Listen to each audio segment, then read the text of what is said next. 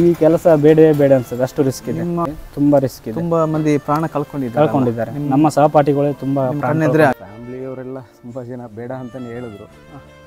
ನಾನೇ ಜೀವನಾಧಾರಕ್ಕೆ ಒಂದು ವೃತ್ತಿ ಬೇಕಲ್ಲ, ಹಾಗೆ ರಿಸ್ಕ್ ಕೂಡ ತೆಗಿಲಿಕ್ಕೆ ತಯಾರಾಗಿ ಬಂದಿದ್ದೇನೆ. ನೋಡಿ ಎಷ್ಟು ಫೋನ್ಗಳು ಬರ್ತದೆ, ಫೋನುಗಳ ಮೇಲೆ ಫೋನುಗಳು, ಬಟ್ ನಾವು ಸ್ಪಂದಿಸಬೇಕಾಗ್ತದೆ. ಪ್ರತಿಯೊಂದು ಕೂಡ ಗ್ರಾಹಕರೊಟ್ಟಿಗೆ ಇರ್ತೇವೆ ನಾವು, ಅವರು ಕೂಡ ಅಷ್ಟೇ ನಮಗೆ ಸಹಕಾರ ವಹಿಸ್ತಾರೆ. ಹಲೋ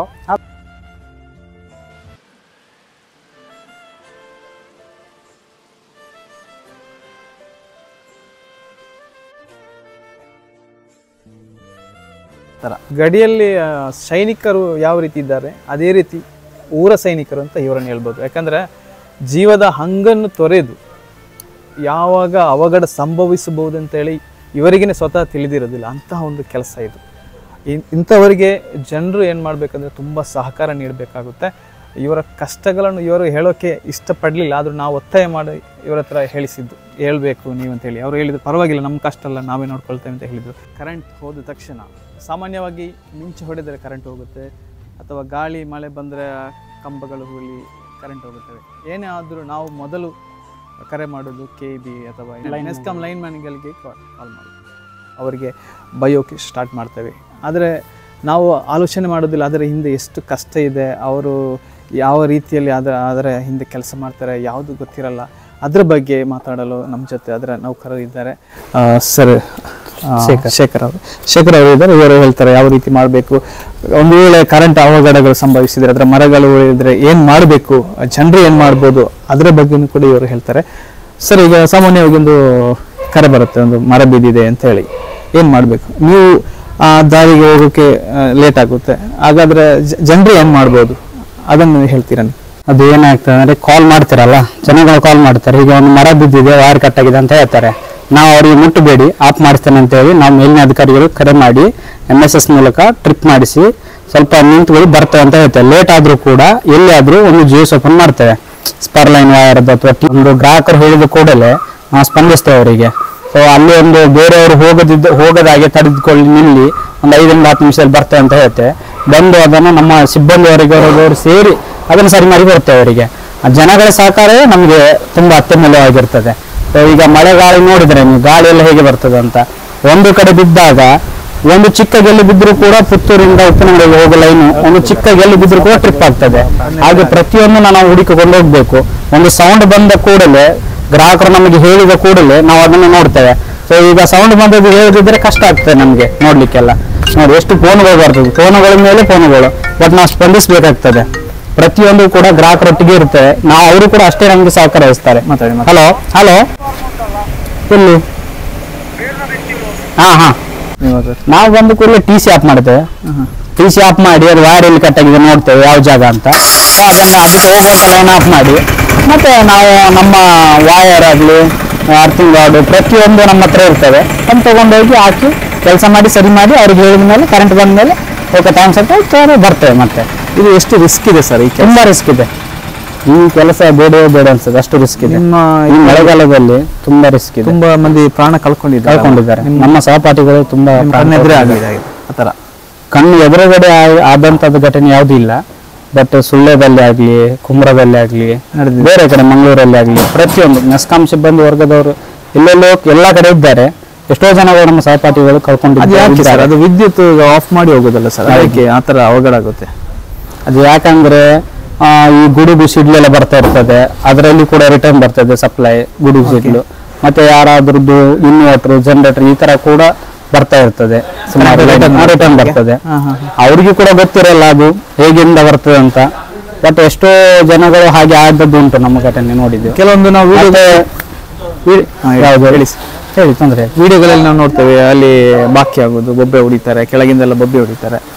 ಆಗ ಏನ್ ಮಾಡ್ಬೋದು? ಅದು ಈಗ ಒಂದು ಯಾವುದೋ ಕೆಲಸ ಮಾಡ್ತಾ ಇರ್ತೇವೆ ನಾವು, ಈ ಒಂದು ಲೈನ್ ಅಲ್ಲಿ ಬೇರೆ ಲೈನ್ ಕೂಡ ಹೋಗಿರ್ತದೆ ಕ್ರಾಸ್ ಅಲ್ಲಿ, ಅದು ಯಾವ್ದಾದ್ರು ಸ್ವಲ್ಪ ಗೆಲ್ಲು ಅಥವಾ ಮರ ಬಿದ್ದು ಅಥವಾ ವೈರ್ ಕಟ್ ಆಗಿ ಅದ್ರ ಮೇಲೆ ಬಿದ್ದಾಗ ಅದು ಕೂಡ ಸಪ್ಲೈ ಬರೋ ಸಾಧ್ಯತೆ ಇರ್ತದೆ. ಹಾಗಾಗಿ ಅವರು ಕೆಲಸ ಮಾಡೋ ಟೈಮಲ್ಲಿ ಕೂಡ ಅದು ಬಂದಾಗ ಅವರು ಡೆತ್ ಆಗೋ ಸಹಜ. ಅಲ್ಲ, ಈಗ ರಕ್ಷಣೆ ಮಾಡೋಕ್ಕಾಗೋದಿಲ್ಲ ಸರ್, ಒಂದು ಸಡನ್ಲಿ ಏನಾದರೂ ಅವಘಡ ಆಗಿದಾಗ ಕರೆಂಟ್ ಏನಾದರೂ ಆಯ್ತು, ಒಂದು ಲೈನ್ ಅಪ್ ಮಾಡಿಸ್ಬೇಕು ಒಂದು ಅದನ್ನು. ಅದು ಹೇಗೆ ಜನರಿಗೆ ಜನಸಾಮಾನ್ಯ ನಾರ್ಮಲ್ ಆಗಿ ಕೆಲಸದವರು ಮೆಸ್ಕಾಂ ಉದ್ಯೋಗಿಗಳು ನೌಕರರು ಅಲ್ಲಿ ಮೇಲೆ ಇರ್ತಾರೆ, ಜನರು ನೋಡ್ತಾ ಇರ್ತಾರೆ. ಅವ್ರಿಗೆ ಜನರಿಗೆ ಏನಿಗಾದ್ರೂ ಮಾಡೋಕ್ಕಾಗುತ್ತಾ ಆ ಟೈಮಲ್ಲಿ ಏನಾದರೂ ಮಾಡೋಕ್ಕಾಗುತ್ತಾ? ಅದು ಯಾವ ರೀತಿ ಹೇಳ್ಬೇಕಾದ್ರೆ ಅದು LT HT 2-3 ತರ ಬರ್ತದೆ. ಓಕೆ, ನಾವೀಗ ಜನಗಳಿಂದ ಅಂತ ಹೇಳಿಕ್ಕೆ ಆಗಲ್ಲ. ಲೈನ್ಗಳು ಒಂದು 50 ಕಿಲೋಮೀಟರ್ 20 ಕಿಲೋಮೀಟರ್ 15 ಕಿಲೋಮೀಟರ್ ಎಲ್ಲ ಹೋಗ್ತಾ ಇರ್ತದೆ. ಅಲ್ಲಿಂದ ಕೂಡ ಬೇರೆ ಬೇರೆ ಲೈನ್ ಯಾವ್ದಾದ್ರು ಒಂದು ಕಟ್ ಆಗಿ ಇನ್ನೊಂದಕ್ಕೆ ಬಿದ್ದಾಗ ಅದು ಆ ರೀತಿ ಆಗೋ ಘಟನೆಗಳು ಸುಮಾರಾಗಿದೆ. ಇದು ಅಸಹಾಯಕತೆ, ಏನು ಮಾಡಕ್ಕಾಗಲ್ಲ. ಆಗ ಏನು ಮಾಡಕ್ಕಾಗಲ್ಲ ಅಂತಲ್ಲ, ನಮ್ಮ ಜಾಗ್ರತೆಯಲ್ಲಿ ನಾವು ತುಂಬಾ ಆತರ ಅವಘಡ ಆದಾಗ ಕೆಳಗಿದ್ದವರಿಗೆ ನಾರ್ಮಲ್ ಆಗಿ ನಾವು ಇನ್ನೊಬ್ಬರಿಗೆ ಕಾಲ್ ಮಾಡಿ ಆಫ್ ಮಾಡಿಸ್ಲಿಕ್ಕೆ ಹೇಳ್ಬೇಕು. ಲೈನ್ ಸಮಯ ತೆಗೆಯುತ್ತಲ್ಲ. ಹೌದು, ಸಮಯ ಬೇಕಾಗ್ತದೆ. ಏನ್ ಮಾಡಕ್ಕಾಗಲ್ಲ. ಅದು ಈಗ ಅವರನ್ನ ಉಳಿಸಬೇಕಾದ್ರೆ ಕೆಳಗಡೆ ಅಲ್ಲಿ ಸಪ್ಲೈ ಇರುವಾಗ ಜನರು ಕೂಡ ಹಾಗೆ ಮುಟ್ಟಿದ್ರೆ ಅವ್ರಿಗೂ ಕೂಡ ಸಪ್ಲೈ ಬರ್ತದೆ. ಅದು ಏನಾದ್ರು ಲೈನ್ ಅಪ್ ಮಾಡಿ ಆಗ್ಬೇಕಷ್ಟೇ. ಇದು ಕೂಡ ಹಾಗೆ ಆದದ ಘಟನೆ ಒಂದು ನಾವು ಬರೋಕ್ಕಿಂತ ಮುಂಚೆ ಇಲ್ಲಿ ಜಗದೀಶ್ ಅವರು ಇದ್ದಾರೆ ಇಲ್ಲಿ ಲೈನ್ ಮ್ಯಾನ್. ಅವರು ನಾವು ಬರೋಕ್ಕಿಂತ ಮುಂಚೆನೆ ಒಮ್ಮೆ ಆದದ ಘಟನೆ ಅವರಿಗೆ ಕೂಡ. ಅವರು ತಮ್ಮ ಒಂದು ಚಾಣಕ್ಯದಲ್ಲಿ ಕರೆಂಟ್ ಬರೋದನ್ನು ತಡೆದು ನಟ್ ಬೋಲ್ಟಿಗೆ ಕಾಲು ಕೊಟ್ಟು ಕರೆಂಟ್ ಅನ್ನು ರಿಟರ್ನ್ ಮಾಡಿದ್ದಾರೆ. ಅಂದ್ರೆ ಕರೆಂಟ್ ಅನ್ನು ಹೋಗಿಸಿದ್ದಾರೆ, ಅವರೇ ಟ್ರಿಪ್ ಮಾಡಿಸಿದ್ದಾರೆ. ಆ ತರ ಕೂಡ ಇರ್ತದೆ. ಈಗ ಸಾಮಾನ್ಯವಾಗಿ ಮಳೆ ಸ್ಟಾರ್ಟ್ ಆಗುವಾಗಲೇ ಕರೆಂಟ್ ಹೋಗುತ್ತೆ, ಅದೇನು ಆಟೋಮೆಟಿಕ್ ಸರ್? ಅಲ್ಲ ಇಲ್ಲ, ಈ ತರ ಗಾಳಿ ಬಂದಾಗ ಎಲ್ಲಿಯಾದ್ರೂ ಒಂದು ಗೆಲ್ಲು ಬಿದ್ರೆ ಸಾಕು, ಹೋಗ್ತದೆ, ಟ್ರಿಪ್ ಆಗ್ತದೆ. ಮರ ಕೂಡ ಬೀಳ್ತದೆ, ಮಡಲಾಗ್ಲಿ ಪ್ರತಿಯೊಂದು ಒಂದೊಂದು ಕಡೆ ಮರ ಬಿದ್ದು ಕಂಬ ಎಷ್ಟೋ ಕಟ್ಟಾಕ. ಹೇಳಿ ಸರ್, ನೀವು ಹೇಳಿ. ಸರಿ, ಈಗ ನಾವು ಏನಾದ್ರೂ ಕಂಬ ಕಟ್ಟಾದಾಗ ಅಥವಾ ವಾರ ಲೈನ್ ಇಲ್ಲ ಅಂತ ಹೇಳಿದ ಕೂಡಲೇ ಏನಾದ್ರೂ ಬಿದ್ದಿದೆ ಅಂತ ನೋಡ್ತಾ ಇರ್ತಾರೆ ಜನಗಳು. ಒಮ್ಮೆ ಹೋಗುವಾಗ ಯಾರಾದ್ರೂ ಸೌಂಡ್ ಬರ್ತದಲ್ಲ, ಆ ರೀತಿ ಹೇಳಿದ್ರೆ ನಾವು ಸ್ಪಂದಿಸಬಹುದು ಬೇಗ. ಈಗ ನಾವು ಬೇರೆ ಕಡೆಯಲ್ಲಿ ಕೋಡಿಂಬಡಿಯಲ್ಲಿ ಕೋಡಿಂಬಡಿನ ಇರ್ತೇವೆ, ಇಲ್ಲಿ ಸೇಡಿಯಪ್ಪ ಅಲ್ಲಿ ಒಂದು ಸೌಂಡ್ ಬರ್ತದೆ, ಪಾರ್ಟಿ ಹೇಳ್ತದೆ, ಹೀಗೆ ಗ್ರಾಹಕರು ಇಲ್ಲಿ ಸೌಂಡ್ ಬರುತ್ತೆ ಅಂತ ಹೇಳ್ತಾರಲ್ಲ, ಅವಾಗ ನಾವು ಟ್ರಿಪ್ ಮಾಡಿಸಿ ಸಡನ್ ಆಗಿ ನಾವು ಅಲ್ಲಿಗೆ ಬರ್ತೇವೆ. ಯಾಕಂದ್ರೆ HT ಲೈನ್ ಅಲ್ಲ, ಅದು ಸ್ಟ್ಯಾಂಡ್ ಆಗ್ಲೇಬೇಕು. ಜನರು ಮಾಹಿತಿ ನೀಡಿದ್ರು. ಇವಾಗ ಒಂದು 10 ನಿಮಿಷದಿಂದ ಟ್ರಿಪ್ ಆಗಿತ್ತು. ಅಲ್ಲಿ ಒಬ್ರು ಉಮೇಶ್ ಅಂತ ಅವರು ಹೇಳಿದ್ರು ಈಗ ಸೌಂಡ್ ಬರ್ತದೆ ಅಂತ. ನೀವು ಅಲ್ಲಿ ಇದ್ರಲ್ಲ, ಹಾಗೆ ಹೋಗಿ ಅದನ್ನು ತೆಗ್ದು ಬಂದದ್ ನಾವು. ಸೌಂಡ್ ಬರುವಾಗ ಮಾಹಿತಿ ಕೊಟ್ರೆ ಒಳ್ಳೇದಲ್ಲ. ಮಾಹಿತಿ ಕೊಟ್ರೆ ಇನ್ನೂ ಒಳ್ಳೇದು. ಶಾರ್ಟ್ ಬರೋ ಸೌಂಡ್, ಶಾರ್ಟ್ ಬರುವಾಗ ದೊಡ್ಡ ಒಂದು ಸೌಂಡ್ ಬಂದೇ ಬರ್ತದೆ. ಆ ಸೌಂಡ್ ಅನ್ನು ಹೇಳಿದ್ರೆ ನಮಗೆ ತುಂಬಾ ಹೆಲ್ಪ್ ಆಗುತ್ತೆ ಅಲ್ಲ. ಇಲ್ಲ ನಾವೇ ಹಿಡ್ಕೊಂಡು ಬರುವಾಗ ಸ್ವಲ್ಪ ಕಷ್ಟ ಆಗ್ತದೆ, ಲೇಟ್ ಆಗುತ್ತೆ. ಗ್ರಾಹಕರು ಹೇಳಿದ ಕೂಡಲೇ ಅದು ಸರಿ ಹೋಗ್ತದೆ. ಮತ್ತೆ ಕೆಲವೊಂದು ಕರೆಂಟ್ ಹೋಗಿರುತ್ತೆ, ಈಗ ರಾತ್ರಿ 9 ಗಂಟೆಗೆಲ್ಲ ಹೋಗಿರುತ್ತೆ, ಒಂದು 3 ಗಂಟೆ ಬೆಳಿಗ್ಗೆ ಎಲ್ಲ ಕರೆಂಟ್ ವಾಪಸ್ ಬರುತ್ತೆ. ಅದೇನು ನೀವೇ ಹಾಕುದಲ್ಲ? ಆಟೋಮೆಟಿಕ್ ಏನಿಲ್ಲ, ಎಲ್ಲಿ ಆದ್ರೂ ಫಾಲ್ಟ್ ಆಗಿರ್ತದೆ. ಒಂದು ಮರದ್ದಾಗ್ಲಿ ಅಥವಾ ಕಂಬ ಕಟ್ಟದ್ದಾಗ್ಲಿ, ಆ ಟೈಮಲ್ಲಿ ಕೂಡ ನಮ್ಮ ಇವರು ಮೆಸ್ಕಾಂ ಸಿಬ್ಬಂದಿಯವರು ಕೆಲಸ ಮಾಡ್ತಾನೆ ಇರ್ತಾರೆ. 3 ಗಂಟೆವರೆಗೂ ಇರ್ತಾರೆ. ಟೌನ್ ಅಲ್ಲಿ 24x7 ಅಂತ ಹೇಳ್ತಾರೆ. ನಾವು ನಿನ್ನೆ ರಾತ್ರಿ 11-12 ಗಂಟೆವರೆಗೆ ಇದ್ದೇವೆ. ಬಟ್ ಎಷ್ಟಾಗ್ತದೆ ಸಾಧ್ಯ ಆದಷ್ಟು ನಾವು ಮಾಡ್ತೇವೆ. ಆಗದನ್ನು ಮತ್ತೆ ಬೆಳಿಗ್ಗೆ ನೋಡ್ತೇವೆ. ರಾತ್ರಿ ಎಲ್ಲ ಅದು ಆಟೋಮೆಟಿಕ್ ಮ್ಯಾನುವಲ್ ಆಗಿ ನಾವು ಒಂದೊಂದು ಚಾರ್ಜ್ ಮಾಡಿಸ್ಕೊಂಡು ಬರ್ಬೇಕು. ಈಗೀಗ ಅಂತ ಇರ್ತದೆ GS ಗಳು. ಒಂದು ಅಡಂಚಲಕ GS, ಇನ್ನೊಂದು ದಾರಂಬ ಕೊಕ್ಕು, ಹಾಗೆ ಶಾಂತಿನಗರ, ಮಠಂತ ಬೆಟ್ಟು, ಈ ರೀತಿ GS ಗಳು ಇರ್ತದೆ. ಅದನ್ನು ಒಂದೊಂದು ಓಪನ್ ಮಾಡಿಸ್ಕೊಂಡು ಬರುವಾಗ ಯಾವ ಕಡೆ ಫಾಲ್ಟ್ ಆಗ್ತದೆ ನೋಡ್ಬೇಕು ಮೊದ್ಲು. ಅದು ಫಾಲ್ಟ್ ಬೇರೆ ಬೇರೆ ತರ ಬರ್ತದೆ. ಆಗ ಜನಗಳು ಸೌಂಡ್ ಬರುವಾಗ ಈಗ ಒಂದು CDF ಅಂತ ಹೇಳಿದ್ರೆ CDF ಚಾರ್ಜ್ ಆದ ಕೂಡಲೇ ಕೋಡಿಂಬಡಿ ಓಪನ್ ಮಾಡ್ತೇವೆ. ಅಲ್ಲಿ ಒಂದು ಏನಾದ್ರೂ ಹತ್ತಿರ ಸೌಂಡ್ ಬಂದಾಗ ನಮಗೆ ಸೌಂಡ್ ಬಂದ್ರೆ ಗೊತ್ತಾಗ್ತದೆ, ಅಥವಾ ಬೇರೆ ದೂರದಿದ್ದು ಬಂದ್ರೆ ಯಾರಾದ್ರೂ ಪಾರ್ಟಿ ಹೇಳಿದ್ರೆ ಗೊತ್ತಾಗ್ತದೆ. ಅವಾಗ ನಾವು ಕೂಡಲೇ ಸ್ಪಂದಿಸ್ತೇವೆ ಅಲ್ಲಿಗೆ ಬಂದು, ನಿಮ್ಗೆ ಹೀಗೆ ಸೌಂಡ್ ಬರುತ್ತೆ ಅಂತ. ಡ್ಯೂಟಿ ಟೈಮ್ ಇಲ್ವ ನಿಮಗೆ? ಟೈಮ್ ಅಂತ ಏನಿಲ್ಲ, ನಮ್ದು ರೂರಲ್ಲು. ಬಟ್ ಆದ್ರೂ ಕೂಡ ನಾವು ರಾತ್ರಿ 11-12 ಗಂಟೆವರೆಗೆ ಇರ್ತೀವಿ. ಈ ಮಳೆಗಾಲದಲ್ಲಿ ಮಾಡ್ಲೇಬೇಕು ಎಲ್ಲರೂ ಕೂಡ. ಮೆಸ್ಕಾಂಗೋಸ್ಕರ ನಾವು ದುಡಿತಾನೆ ಇದ್ದೇವೆ. ನಿಮಗೆ ಎಕ್ಸ್ಟ್ರಾ ಏನಾದ್ರೂ ಇದೆಯಾ ಅದ್ರ ಬಗ್ಗೆ? ಇದು OT ಆ ತರ ಇದೆಯಾ? ಇಲ್ಲ, ಅದು ಒಂದು ಡಿಪಾರ್ಟ್ಮೆಂಟ್ ನಮಗೆ ಸಂಬಳ ನೀಡುತ್ತದೆ. ಹೌದು, ಜಾಸ್ತಿ ಮಾಡಿದ್ರೆ ಅದೇನಿಲ್ಲ, ಆತರ ಏನಿಲ್ಲ. ಅದೆಲ್ಲ ಆಗ್ತಾ ಇರ್ತದೆ. ಅದು 5 ವರ್ಷಕ್ಕೆ 7 ವರ್ಷಕ್ಕೆಲ್ಲ ಅದು ಇನ್ಕ್ರಿಮೆಂಟ್ ಎಲ್ಲ ಇರ್ತದೆ ಅದೆಲ್ಲ ಡಿಪಾರ್ಟ್ಮೆಂಟ್ ಇಂದ. ಬಟ್ ಡಿಪಾರ್ಟ್ಮೆಂಟ್ಗೋಸ್ಕರ ನಾವು ಕಷ್ಟಪಡ್ತಾ ಇದ್ದೇವೆ. ಡಿಪಾರ್ಟ್ಮೆಂಟ್ ನಮಗೂ ಕೂಡ ತುಂಬಾ ಸಹಕಾರ ಮಾಡ್ತೀವಿ. ಹಾಗಾಗಿ ನಮಗೆ ಎಷ್ಟು ಇದು ಆಗ್ತದೆ ಅಷ್ಟು ಕರ್ತವ್ಯ ನಿಭಾಯಿಸ್ತೇವೆ. ಮಳೆಗಾಲದಲ್ಲಿ ಜನರಿಗೆ ಏನು ಮೆಸೇಜ್ ಕೊಡ್ಲಿಕ್ಕೆ ಇಷ್ಟಪಡ್ತೀವಿ? ಆದಷ್ಟು ಜನಗಳು ಕೇರ್ಫುಲ್ ಆಗಿರೋದು ಒಳ್ಳೇದು ಅಲ್ಲ. ಯಾಕಂದ್ರೆ ಈ ಮಳೆಗೆ ಎಲ್ಲಿ ಕಟ್ ಆಗ್ತದೆ ಹೇಳಲಿಕ್ಕೆ ಆಗಲ್ಲ. ಬಟ್ ಬಿದ್ದ ಕೂಡಲೇ ಒಂದು ತಿಳಿಸಿದ್ರೆ ನಾವು ಸ್ಪಂದಿಸಬಹುದು. ಈ ಅವಘಡ ಎಲ್ಲ ಸಂಭವಿಸುತ್ತಲ್ಲ ಸರ್, ಅದು ಒಂದು ವೇಳೆ ಮರಣ ಆ ಥರ ಆಗೋದು ಬೇಡ, ನಾವು ದೇವರಲ್ಲಿ ಪ್ರಾರ್ಥಿಸುವ. ಒಂದು ವೇಳೆ ತುಂಬಾ ಇನ್ಸಿಡೆಂಟ್ ನಡೆದಿದೆ, ಆ ಥರ ಎಲ್ಲ ನಡೆದಿದ್ರೆ ಪರಿಹಾರ ಏನಾದರೂ ಸಿಗುತ್ತಾ ಸರ್ಕಾರದಿಂದ? ಹೌದು, ಡಿಪಾರ್ಟ್ಮೆಂಟ್ ಇದನ್ನೆಲ್ಲ ನೋಡ್ತದೆ. ಅದಕ್ಕೆ ಬೇಕಾದಂತ ಪರಿಹಾರ ಸ್ಪಂದಿಸ್ತದೆ. ಅಧಿಕಾರಿಗಳಾಗ್ಲಿ ನಮ್ಮ ಡಿಪಾರ್ಟ್ಮೆಂಟ್ ಆಗ್ಲಿ ಅದಕ್ಕೆ ಸ್ಪಂದಿಸ್ತದೆ ಅಲ್ಲ. ಹೌದು, ಆದ್ರೆ ಕೆಲವರು ಜನಗಳದ್ದು ಹೀಗೆ ಆದದ್ದನ್ನು ಡಿಪಾರ್ಟ್ಮೆಂಟ್ ನೋಡ್ಕೊಂಡಿದೆ. ಮತ್ತೆ ಅವರ ಹೆಂಡತಿ ಮಕ್ಕಳಿಗೆಲ್ಲ ನೋಡ್ಕೊಳ್ತದೆ ಡಿಪಾರ್ಟ್ಮೆಂಟ್. ಮತ್ತೆ ಅವರಿಗೆ ಕೂಡ ಡಿಪಾರ್ಟ್ಮೆಂಟ್ ಇಂದ ನೌಕರನ್ನು ಒದಗಿಸ್ತದೆ. ಸಾಮಾನ್ಯವಾಗಿ ಕೆಲವರು ಹೇಳ್ತಾರೆ ಈ ನೌಕರರು ಸೇಫ್ಟಿ ಇದು ಮಾಡಲ್ಲ. ನಾನು ದುಬೈಯಲ್ಲಿದ್ದೆ, ದುಬೈಯಲ್ಲೆಲ್ಲ ಈ ಥರದ ಕೆಲಸ ತುಂಬ ಸೇಫ್ಟಿ ಇದು ಯೂಸ್ ಮಾಡ್ತಾರೆ, ಬೇಕಾದ ಮೆಟೀರಿಯಲ್ಗಳು, ಗ್ಲೌಸ್ ಆಗಿರ್ಬೋದು ಫುಲ್. ಆದರೆ ಇಲ್ಲಿ ಭಾರತದಲ್ಲಿ ಅದನ್ನು ಸ್ವಲ್ಪ ಡೋಂಟ್ ಕೇರ್ ಮಾಡ್ತಾರೆ, ಅದನ್ನು ಇದು ಮಾಡೋದಿಲ್ಲ, ಅಷ್ಟೊಂದು ಗಣನೆಗೆ ತಗೊಳ್ಳೋದಿಲ್ಲ, ಅದಕ್ಕೋಸ್ಕರ ಜಾಸ್ತಿ ಅವಘಡಗಳು ಸಂಭವಿಸುತ್ತೆ ಅಂತ ಕೆಲವರು ಹೇಳ್ತಾರೆ. ಅದು ಹೌದಾ? ಎಲ್ಲರೂ ಹಾಗೆ ಅಂತ ಇರಲ್ಲ. ಗ್ಲೌಸ್ ಯಾಕೆ ಅದು ತುಂಬ ಕಿರಿಕಿರಿ? ಗ್ಲೌಸ್ ಇಲ್ಲ, ಗ್ಲೌಸ್ ಒಳ್ಳೇದು, ಅದು ನಮ್ಮ ಸೇಫ್ಟಿಗೋಸ್ಕರ ಡಿಪಾರ್ಟ್ಮೆಂಟ್ ಕೊಟ್ಟದ್ದು ಎಲ್ಲ ನಮ್ಮ ಸೇಫ್ಟಿ. ಈ ಗನ್ ಬೂಟ್ ಆಗ್ಲಿ, ಈ ಮಳೆಗಾಲದಲ್ಲಿ ಕರೆಂಟ್ ಬಂದ್ರು ಕೂಡ ಇದೆಲ್ಲ ಸೇಫ್ ಮಾಡ್ತದೆ. ಸ್ವಲ್ಪ ವೈರ್ ಇಲ್ಲಿ ನಾವೀಗ ಓಪನ್ ಮಾಡುವಾಗೆಲ್ಲ ಅದು ಸೇಫ್ಟಿ ಇರ್ತದೆ.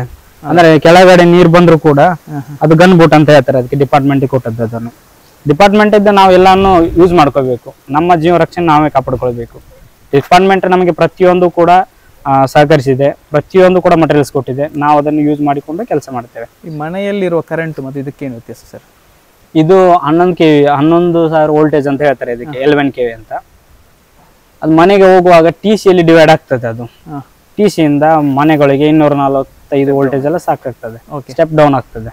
ಮನೆಯಲ್ಲಿ ಕರೆಂಟ್ ಶಾಕ್ ಹೊಡೆದ್ರೆ ಎಳೆದು ಬಿಸಾಡುತ್ತೆ ಅಲ್ಲ? ಹೌದು, ಅದು ಒಮ್ಮೊಮ್ಮೆ ಹಿಡಿಯುತ್ತೆ ಅಂತ ಹೇಳ್ತಾರೆ. ಅದೇ ಮನುಷ್ಯನಿಗೆ ಒಂದು 2,000 ವರೆಗೆ ವೋಲ್ಟೇಜ್ ವರೆಗೆ ತಡ್ಕೊಳ್ಬಹುದು. ಮನೆಗಳದ್ದೆಲ್ಲ ಅಷ್ಟು ಇರೋದಿಲ್ಲ ಕರೆಂಟ್, ಬಟ್ ಈ ಲೈನ್ ಇದ್ದೆಲ್ಲ 11,000 ವೋಲ್ಟೇಜ್ ಎಲ್ಲ ಸುಮಾರು ಇರ್ತದೆ. ಕೆಲವೊಮ್ಮೆ ಮನೆಯಲ್ಲೂ ಪ್ರಾಣ ಹೋಗುತ್ತಲ್ಲ ಕೆಲವರದ್ದು. ಅದು ಏನಾದ್ರು ಅವ್ರದ್ದು ಏನಾದ್ರು ಒಳಗಡೆ ಲೀಕೇಜ್ ಇದ್ರೆ, ಅದೇ ಹೇಳಿದಲ್ಲ ಇವಾಗ ನಿಮಗೆ ಒಂದು ಉದಾಹರಣೆ ಕೊಟ್ಟಿದ್ದಲ್ಲ, ಅವ್ರು ಹೀಗೆ ಮಾಡಿದಾಗ ಅದು ಒಮ್ಮೆ ಹಿಡಿತದೆ, ಅವಾಗ ಬಿಡುದಿಲ್ಲ ಮನುಷ್ಯನ. ಟಚ್ ಮಾಡುವ ಏನು, ಯಾಕೆ ಅದು ಟಚ್ ಮಾಡುವ? ನಾ ಹೇಳ್ತೇನೆ. ಅಲ್ಲಿಗೆ ಸಪ್ಲೈ ಗ್ರೌಂಡಿಂಗ್ ಆಗ್ತಾ ಇದ್ರೆ ಹೀಗೆ ಬಿಡಿದ್ರೆ ನಾವು ಹೀಗೆ ರಪ್ಪ ಅಂತ ಎಡ್ಸ್ಕೋಬಹುದು ಅಲ್ವಾ? ಕೆಲವೊಮ್ಮೆ ಜನರಿಗೆ ಗೊತ್ತಿರಲ್ಲ, ಹಾಗೆ ಮುಟ್ಟಿದ್ರೆ ಅದೊಂದು ಹೇಳಿ ಅದವ್ರು ಮಾಡ್ತಾರೆ, ಆದ್ರೆ ಜನರು ಮಾಡಬಾರ್ದು ಇದನ್ನು. ಓಕೆ, ಹೌದು. ಹೇಳಿದ್ರೆ ನಾವು ಸ್ಪಂದಿಸ್ತೇವೆ, ನಾವೇ ಅಂತಲ್ಲ ಎಲ್ಲರೂ ಕೂಡ ಮೆಸ್ಕಾಂ ಸಿಬ್ಬಂದಿ ಬೇಡ, ಯಾವುದು ರಿಸ್ಕ್ ತಗೋದು ಬೇಡ. ಆದ್ರೆ ಲೈನ್ಮನ್ ಗೆ ಕಾಲ್ ಮಾಡಿ ಮಾತಾಡಿ ಹೀಗೆ ಅಂತ ಹೇಳಿದ್ರೆ, ಅವ್ರು ಏನಾದ್ರು ಹೇಳಿದ್ರೆ ಮಾತ್ರ ಮುಟ್ಬಹುದು. ಅಥವಾ ಎಲೆಕ್ಟ್ರಿಷಿಯನ್ ಈ ರೀತಿ ಒಬ್ಬೊಬ್ರು ಇರ್ತಾರೆ ಮಾಡೋರು, ಅವ್ರು ಹೇಳಿದ್ರೆ ಅದಕ್ಕೆಲ್ಲ ಗೊತ್ತಿರ್ತದೆ. ಇದನ್ನ ಯಾಕೆ ಹೀಗೆ ಟಚ್ ಮಾಡೋದಂದ್ರೆ, ಸಪ್ಲೈ ಏನಾದ್ರು ಬಂದ್ರೆ ಬರ್ತಾ ಇದ್ರೆ ಹೀಗೆ ಟಚ್ ಮಾಡಿದಾಗ ನಮ್ ಬೆರಳು ಹೀಗೆ ಆಗ್ತದೆ, ಹೀಗೆ ಟಚ್ ಮಾಡಿದಾಗ ಬೆರಳು ಹೀಗೆ ಆಗ್ತದೆ, ಹೌದಾ? ಅದೇ ನಾವು ಹೀಗೆ ಹಿಡಿಯುವಾಗ ಕರೆಂಟ್ ಇದ್ರೆ ಅದು ನಮ್ಮನ್ನು ಹೀಗೆ ಹಿಡ್ಕೊಳ್ತದೆ. ಇದು ಗ್ರಾಹಕರಿಗೆ ಕೂಡ ನಾವು ಎಷ್ಟೋ ಕಡೆ ಹೋಗಿ ಹೇಳಿದೆ, ಅವ್ರು ಪಂಪ್ ಸೆಟ್ ಆಗ್ಲಿ ಅಥವಾ ಏನಾದ್ರು ಮಾಡ್ತಾ ಇರ್ತಾರ ವರ್ಕ್, ಈಗ ಬಟನ್ಸ್ ಎಲ್ಲ ಹಾಕ್ತಾ ಇರ್ತಾರಲ್ಲ, ಸ್ವಲ್ಪ ಹೀಗೆ ಟಚ್ ಮಾಡಿ ಮತ್ತೆ ಪಂಪ್ ಸೆಟ್ ಓಪನ್ ಮಾಡಿ ಆನ್ ಮಾಡೋದು ಒಳ್ಳೇದು. ಎಷ್ಟೋ ಜನಕ್ಕೆ ಹೇಳಿದೆ ನಾವು ಕೂಡ. ಹೀಗೆ ಮಾಡೋದ್ರಿಂದ ಕರೆಂಟ್ ಏನಾದ್ರು ಅಟ್ಲೀಸ್ಟ್ ಲೀಕೇಜ್ ಇದ್ರೆ ಹೀಗೆ ಮಾಡಿದಾಗ ಕರೆಂಟ್ ಬಂದ್ರು ಕೂಡ ಮನುಷ್ಯನಿಗೆ ಕರೆಂಟ್ ಬರಲ್ಲ, ಹೀಗೆ ಸೇಫ್ ಆಗ್ತದೆ. ಅದೇ ಹೀಗೆ ನಾವು ಹೋಗಿ ಹಿಡಿಯುವಾಗ ಅದು ಕರೆಂಟ್ ನಮ್ಮನ್ನು ಹಿಡಿಕೊಳ್ತದೆ. ಹಾಗಾಗಿ ಮನುಷ್ಯನದ್ದು ಏನಾದ್ರೂ ಒಂದು ಬೇರೆ ಪಂಪ್ ಸೆಡ್ ವರ್ಕ್ ಮಾಡೋದಿದೆ ಅಥವಾ ಏನಾದ್ರು ಆನ್ ಮಾಡುವಾಗ ಈ ಮಳೆಗಾಲದಲ್ಲಿ ಅವ್ರ ಪಂಪ್ ಅನ್ನು ಹೀಗೆ ಮುಟ್ಟೋಕ್ಕಿಂತ ಮೊದಲು ಅದು ಕಬ್ಬಿಣದಲ್ಲ ಹೀಗೆ ಬಡ್ದು ಮತ್ತೆ ಓಪನ್ ಮಾಡಿದ್ರೆ ತೊಂದರೆ ಇಲ್ಲ. ಮತ್ತೆ ಗ್ಲೌಸ್ ಹಾಕಿದ್ರು ಒಳ್ಳೇದಲ್ಲ? ಗ್ಲೌಸ್ ಹಾಕಿದ್ರೆ ಒಳ್ಳೇದು. ಬಟ್ ನಾನು ಯಾವ ರೀತಿ ಹೇಳ್ತಾ ಇದ್ದೇನೆ ಅಂದ್ರೆ, ಜನಗಳಿಗೆ ಇದೊಂದು ಮುನ್ಸೂಚನೆ, ತೊಂದರೆ ಇಲ್ಲ. ಅಂದ್ರೆ ಅವ್ರ ಸೇಫ್ಟಿಗೋಸ್ಕರ ಹೀಗೆ ಟಚ್ ಮಾಡೋದ್ರಿಂದ ನಮ್ಮದು ಕೂಡ ಸೇಫ್ಟಿಗೋಸ್ಕರ. ಹೀಗೆ ಟಚ್ ಮಾಡೋದು ಕರೆಂಟ್ ಇದ್ರು ಕೂಡ ನನ್ನನ್ನು ಹೀಗೆ ಮಾಡ್ತದೆ ಹೊರತಾಗಿ ಹಿಡಿಕೊಳ್ಳಲ್ಲ, ಎಳೆದು ಹೋಗಿರ್ತದೆ ನನ್ನ ಹೀಗೆ ಹೊಡೆದಾಗ. ಹೌದು, ದೂಡ್ತದೆ. ಅದೇ ಇದ್ದ ಕರೆಂಟ್ ಹೀಗೆ ಹಿಡಿದ್ರೆ ಸಪ್ಲೈ ಬರ್ತದೆ, ಅದರಲ್ಲಿ ನನ್ನನ್ನು ಬಿಡೋದಿಲ್ಲ ಅದು. ಏನಾದ್ರೂ ಲೀಕೇಜ್ ಇದ್ರೆ ಮಾತ್ರ, ಎಲ್ಲವೂ ಹಾಗೆ ಇರಲ್ಲ. ಆದ್ರೆ ನಮ್ಮ ಜಾಗ್ರತೆಯಲ್ಲಿ ನಾವು ಇರ್ಬೇಕಲ್ಲ. ಹಾಗೆ ಕೂಡ ಜನರು ಕೂಡ ಪಂಪ್ಗಳು ರನ್ ಮಾಡೋದ್ರಲ್ಲಿ ಆಗ್ಲಿ ಏನಾದ್ರು ಬಟನ್ ಹಾಕೋದ್ರಲ್ಲಿ ಹೀಗೆ ಮಾಡಿ ಮತ್ತೆ ಅವ್ರ ಮುಂದೆ ಸಾಕ್ಬಹುದು. ಜನರು ಕರೆ ಮಾಡ್ತಾರಲ್ಲ, ಅವರು ಏನಾದ್ರು ರ್ಯಾಶ್ ಆಗಿ ಮಾತಾಡ್ತಾರೆ ನಿಮ್ಗೆ, ನಿಮ್ ಜೊತೆ ಈ ಕರೆಂಟ್ ಹೋದ ಇದಕ್ಕೋಸ್ಕರ? ಅವರಿಗೂ ಕೂಡ ಸ್ವಲ್ಪ ಕರೆಂಟ್ ತುಂಬಾ ಲೇಟ್ ಆದಾಗ ಸ್ವಲ್ಪ ಸಹಜ ಅದು ಮಾತಾಡೋದೆಲ್ಲ, ಬೇಜಾರ. ಅವ್ರು ಕೂಡ ಬೇಜಾರಿರ್ತದೆ ಕರೆಂಟ್ ಇಲ್ಲ ಹಾಗೆ ಇಲ್ಲ ಅಂತ. ಬಟ್ ಅವರು ಲೈನ್ಮನ್ ಕಷ್ಟವನ್ನು ಅವರು ಕೂಡ ತಿಳ್ಕೊಳ್ಬೇಕಾಗ್ತದೆ. ಬಟ್ ನಾವು ಎಲ್ಲರನ್ನೂ ಒಂದೇ ರೀತಿಯಲ್ಲಿ ನೋಡುತ್ತೆ, ಎಲ್ಲ ಜನಗಳು ನಮಗೆ ಸಹಕಾರ ವಹಿಸಿದ್ದಾರೆ, ಸಹಕಾರದಿಂದ ನೋಡ್ಕೊಂಡಿದ್ದಾರೆ. ಒಳ್ಳೆ ರೆಸ್ಪಾನ್ಸ್ ಬರ್ತದೆ. ಸೊ ಕರೆಂಟ್ ಇಲ್ಲ ಅಂದ ಕೂಡಲೇ ನಾವು ಅವ್ರ ಕರೆಗೆ ಸ್ಪಂದಿಸಿದಾಗ ಲೇಟ್ ಆಗ್ತದೆ ಅಂತ ಹೇಳುವಾಗ ಈಗ ಬರ್ತದೆ ಮತ್ತೆ ಸ್ವಲ್ಪ ಹೊತ್ತಲ್ಲಿ ಬರ್ತದೆ ಅಂತ ಹೇಳ್ತಾ ಇರ್ತೇವೆ. ಯಾಕಂದ್ರೆ ಲೈನ್ ಫಾಲ್ಟ್ಗಳು ಸುಮಾರು ಆಗ್ತಾ ಇರುತ್ತೆ ಈ ಮಳೆಗಾಲದಲ್ಲಿ. ಬೇಸಿಗೆಗಾಲದಲ್ಲಿ ತೊಂದರೆ ಇಲ್ಲ, ಬೇಸಿಗೆಗಾಲದಲ್ಲಿ ಅವ್ರು ಹೇಳಿದ ಕೂಡಲೇ ಆಗ್ತದೆ. ಬಟ್ ಈ ಮಳೆಗಾಲದಲ್ಲಿ ಆಚೆ ಈಚೆ ಹೋಗ್ಲಿಕ್ಕೆ ಸುಮಾರು ಇರ್ತದೆ, ಎಲ್ಲ ಒಂದೇ ಲೈನ್ ಇರಲ್ಲ, ಸುಮಾರು ಲೈನ್ ಇರ್ತದೆ, 100-200 TC ಇರ್ತದೆ. ಹಾಗೆ ಲೈನ್ ಫಾಲ್ಟ್ಗಳು ಸುಮಾರು ಇರ್ತದೆ. ಬಟ್ ಜನಗಳು ನಮಗೆ ಎಷ್ಟು ಸ್ಪಂದಿಸ್ತಾರೆ ಅಷ್ಟು ಒಳ್ಳೆಯದು. ನಾವು ಕೂಡ ಅಷ್ಟೇ ಅವರಿಗೆ ಕೃತಜ್ಞತೆ ಸಲ್ಲಿಸ್ತೇವೆ. ಇನ್ನೊಬ್ಬರು ಮೆಸ್ಕಾಂ ನೌಕರರು ದೇವರಾಜ್ ಅವರು ನಮ್ಮ ಜೊತೆ ಇದ್ದಾರೆ. ಸರ್ ಸ್ವಾಗತ. ಹಾಂ ನಮಸ್ತೆ. ಇದು ನೀವು ಈ ಕೆಲಸಕ್ಕೆ ಜಾಯ್ನ್ ಆಗುವಾಗ ಮನೆಯಲ್ಲಿ ಬೇಡ ಇದು ರಿಸ್ಕ್ ಇದೆ ಆ ಥರನೇ ಹೇಳಿಲ್ವಾ ಸರ್ ನಿಮಗೆ, ಹೋಗಬೇಡಿ ಅಂತ ಹೇಳಿ? ಹೌದು, ಫ್ಯಾಮ್ಲಿಯವರೆಲ್ಲ ತುಂಬ ಜನ ಬೇಡ ಅಂತಲೇ ಹೇಳಿದ್ರು. ನಾನೇ ಜೀವನಾಧಾರಕ್ಕೆ ಒಂದು ವೃತ್ತಿ ಬೇಕಲ್ಲ, ಹಾಗೆ ರಿಸ್ಕ್ ಕೂಡ ತೆಗಿಲಿಕ್ಕೆ ನೀವು ತಯಾರಾಗಿ ಬಂದಿದ್ದೇನೆ ಮೆಸ್ಕಾಂ ಇಲಾಖೆಗೆ. ಅಲ್ಲ, ನಾನು ಜಾಯ್ನ್ ಆಗಿ 2022ರಲ್ಲಿ, ಈಗ ಸಾಧಾರಣ 3 ವರ್ಷ ಆಗ್ತಾ ಬಂದಿದೆ. ನಿಮಗೆ ರಾತ್ರಿ ಮಧ್ಯರಾತ್ರಿ ಎಲ್ಲ ಕಾಲ್ ಬರುತ್ತಲ್ಲ, ನಿದ್ದೆ ಮಾಡಿದ ಮೇಲೆ ಕಾಲ್ ಬರುತ್ತಾ? ಬರ್ತಾ ಇರ್ತದೆ. ಅದು ಜನರ ಏನಾದರೂ ಸಮಸ್ಯೆ ಆದರೆ, ಕೆಲವರಿಗೆ ಮನೆಗಳಿಗೆ ಇರಲಿಲ್ಲ ಅಂದರೆ, ಕರೆಂಟ್ ಇರಲಿಲ್ಲ ಅಂದರೆ ರಾತ್ರಿ ಕೂಡ ಕೆಲವರಿಗೆ ನಿದ್ದೆ ಬರೋದಿಲ್ಲಲ್ವ. ಮನೆಯಲ್ಲಿ ಫ್ಯಾನು, ಫ್ರಿಜ್ಜು ಎಲ್ಲನೂ 24 ಗಂಟೆ ಈ ಕಡೆ ರನ್ ಆಗ್ತಾನೆ ಇರಬೇಕು. ಇದು ಕರಾವಳಿ ಬೇರೆ, ಸೆಕೆ ಜಾಸ್ತಿ ಇರ್ತದೆ, ಹಾಗೆ ಕರೆ ಬರ್ತಾ ಇರ್ತದೆ ರಾತ್ರಿ ಎಲ್ಲ.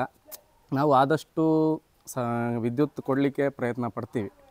ರಾತ್ರಿ ಕೂಡ ಕೆಲವೊಮ್ಮೆ ಬಂದಿದ್ದ ಉದಾಹರಣೆಗಳು ಇದಾವೆ. ಅಲ್ಲ, ನಾರ್ಮಲಿ JEಗೆ ಕಾಲ್ ಮಾಡ್ಬೇಕಂತ ಹೇಳ್ತಾರಲ್ಲ ಕರೆಂಟ್ ಹೋದ್ರೆ, ಅದು ನಿಮ್ಮ ಲೋಕಲ್ ಆಗಿ ಇದ್ದವರಿಗೆ ನೀವು ನಂಬರ್ ಶೇರ್ ಮಾಡಿರ್ತೀರಾ, ಅದು ಹೇಗೆ ನಿಮಗೆ ಕಾಲ್ ಬರೋದು? ಹೌದು, ಹೇಗೆ ಅಂದರೆ ಈಗ ನಾವು ಜನರಿಗೆ ಹತ್ತಿರವಾಗಿದ್ದರೆ ಅದು ನಮಗೆ ಬೇಗ ಏನು ವಿದ್ಯುತ್ ಸಮಸ್ಯೆ ಏನಾದರೂ ಇದ್ದರೆ ಲೈನ್ಮನ್ಗಳಿಗೆ ಬೇಗನೆ ಮಾಹಿತಿ ಬರ್ತದೆ. ಈಗ ಲೈನ್ಮನ್ಗಳ ನಂಬರ್ ಜನರಿಗೆ ತಿಳಿದಿರಲಿಲ್ಲ ಅಂದರೆ ಅವರು ಈಗ ಏನು ಮಾಡ್ತಾರೆ ಅಂದರೆ ಡೈರೆಕ್ಟ್ ಯಾವುದಾದ್ರೂ ಮಾಹಿತಿ ವೆಬ್ಸೈಟಲ್ಲೋ ಎಲ್ಲಾದರೂ ತಿಳ್ಕೊಂಡು JEಗೆ ಅದು ಕರೆ ಮಾಡ್ತಾರೆ. ಈಗ ಲೈನ್ಮ್ಯಾನ್ಗಳ ನಂಬರ್ ಇದ್ದರೆ ಅವರು ಕೂಡ ಬೇಗ ಒಂದು ಕರೆ ಮಾಡಿ ಹೀಗೆ ವಿಷಯ ತಿಳಿಸ್ಬೋದು. ಹಾಗೆ ನಮ್ಮ ಲೈನ್ಮ್ಯಾನ್ಗಳ ದೂರವಾಣಿ ಸಂಖ್ಯೆ ಇದ್ದರೆ ಅವ್ರ ಹತ್ರ ಬೇಗ ಮಾಹಿತಿ ಕೂಡ ಶೇರ್ ಮಾಡ್ಬೋದು, ಬೇಗನೆ ಹೇಳ್ಬೋದು. ಆವಾಗ ನಾವು ಕೂಡ ಬೇಗನೆ ರೆಸ್ಪಾನ್ಸ್ ಮಾಡ್ಬೋದು. ಅವ್ರಿಗೆ ಏನು ಸಮಸ್ಯೆ ಆಗಿದೆ, ವಿದ್ಯುತ್ ಏನಾದರೂ ಸಮಸ್ಯೆ ಆಗಿದ್ದರೆ ನಾವು ಹೋಗಿ ಬೇಗ ಅವ್ರಿಗೆ ಸರಿ ಮಾಡಿ ಬರ್ಬೋದು.